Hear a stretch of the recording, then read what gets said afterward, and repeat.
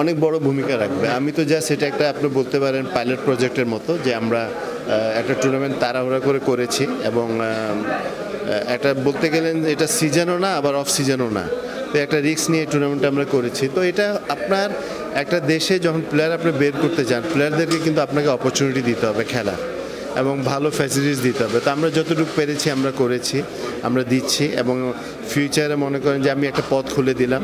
এই পথ মনে করেন যদি ক্রিকেট বোর্ড ফলো করে, তাহলে আন্ডার 19-এর টুর্নামেন্ট করলে আপনি আন্ডার 19 থেকে অনেক ভালো প্লেয়ার পাবেন। আপনি এই ধরনের টুর্নামেন্ট করলে এখান থেকে অনেক প্লেয়ার পাবেন। আপনি বুঝতে পারবেন যে কোন প্লেয়ার ভালো খারাপ, তো অনেক বড় ভূমিকা রাখবে। আর এটা তো শুধু চিটাং না, এটা হলো চিটাং ডিভিশন। আপনার 11টা ডিস্ট্রিক্ট আছে এখানে, তো 11টা ডিস্ট্রিক্ট খেলার সুযোগ পাচ্ছে, এটা এর আগে কিন্তু কোনোদিন পায়নি।